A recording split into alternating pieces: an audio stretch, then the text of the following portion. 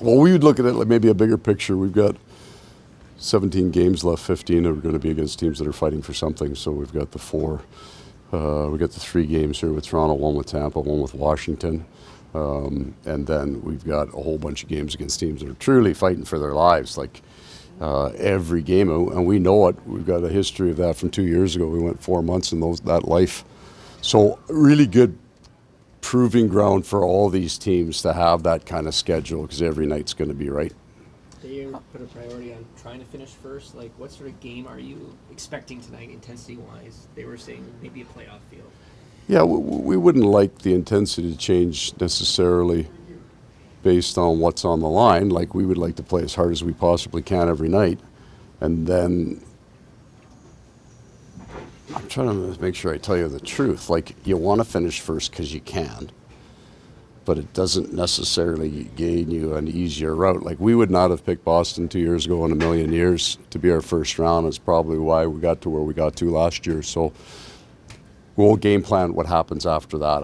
I think that you will find that the 2 teams that finish in the wild card will have been playing playoff hockey for 3 months. And the idea that the standings will tell you how hard that first series would be is foolish.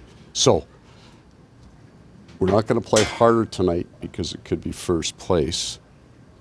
We should be playing as hard as we can every night. That's kind of the way we're rolling here. Paul, what is the difference between a defending Stanley Cup champion and a team that's trying to win it? Different energy sources, I think. When you're striving for it, there's an edge to you, that desire, that drive to get to that place. So that's a different energy source. I think you're angrier. And then you get to it, and I'm going to contradict myself. When you get there, then you just want to hang on to that. Like, you get to experience a feeling that you probably cannot explain to someone, and that becomes something that you cherish. So that I found that this year when you lost the game, it was worse, right?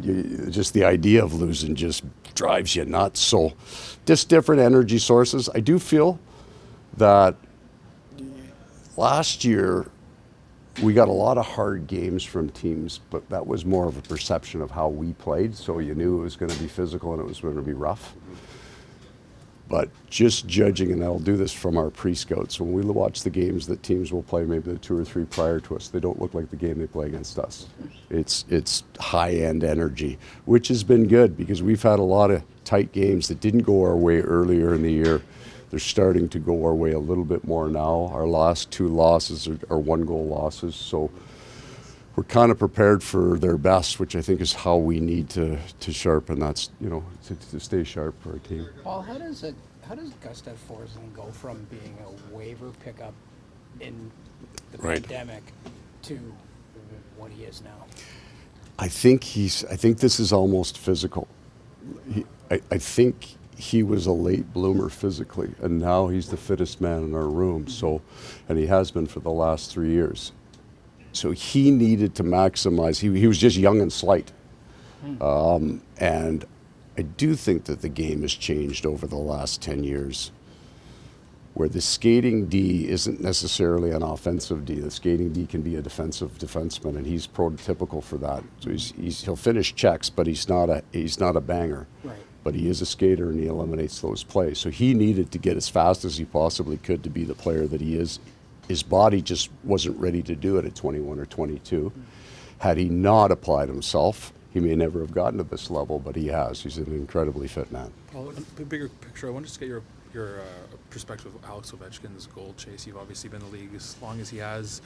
Everyone knows the shot's coming. Teams prepare for him. What makes him great? Well, that everybody knows his shot's coming, right? Like, he's been the center of everybody's penalty kill video for 20 years since he's been in the league. And he scores, and you just don't seem to be able to stop him. I do think that the rule changes in 2006 gave the highly skilled players an opportunity to show. I think I felt from 95 when I first came in to about 2004 before the game changed. It was grind, clutch, and grab. And I know that because we did it better than anybody.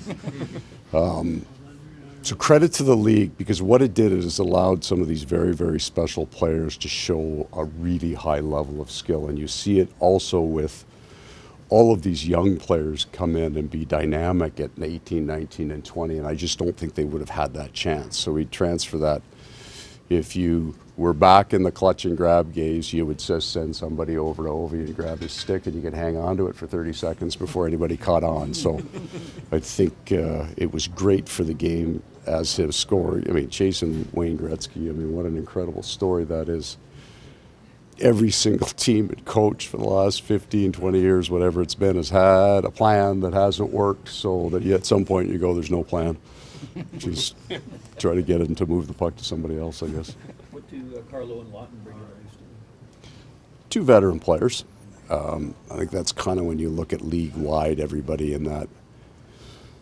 The top three teams in each division pretty much did the same thing, bring in some guys that have played playoff hockey or they play a playoff style of hockey. It's what we did. It's what everybody did. So those two guys are good at it. We've seen a lot of Carlo over the years, and two great series. He played very well in them. They were heavy and hard, and it makes sense. I think the East has kind of transitioned to that. You're seeing more and more of that in the East. It's a little different style in the West, but it'll be good for them. Paul, what about to work with a GM like Bill, who, you're defending Stanley Cup champions, and at the deadline, or 2 weeks prior, you bring in a guy, a top 5 pick like Seth Jones. Yeah.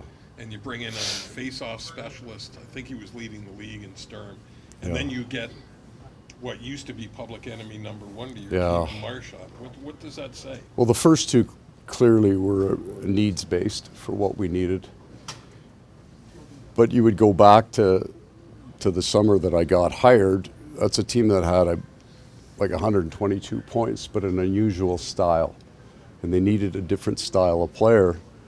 I was interviewing Sylvain Lefebvre, and Bill called, and I had just been working there a couple of weeks, and he said, I think I can get Matthew Tkachuk, but it's going to be a heavy price. And I got off the phone, said to Sly, he's not getting Matthew Tkachuk. So now I stopped second guessing any of the things, but he thinks about these things in a long-term way. He's very good at identifying our team needs. We feel our penalty kill was possibly the most important part of us winning last year. When we hit the playoffs, we got, at the time, Tampa was, mid-30s, running just an elite power play.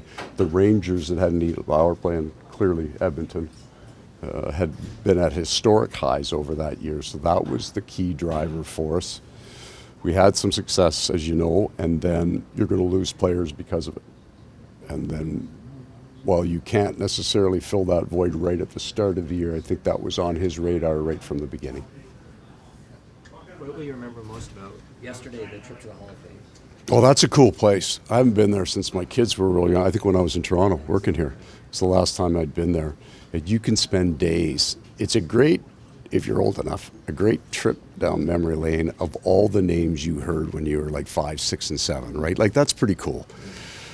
Then to have a little bit of a display there, at least for a year, we get to have, you see the players in the pictures, that's wonderful. Real kick to see all the Stanley Cup rings. It's my understanding that Brian Burke started that kind of tradition in 07 of everybody putting a ring in, but there's one from the late 1800s that's just a band. It's so cool. You look at Vegas, ours wasn't in there yet. The difference, I guess, a couple hundred years, yeah.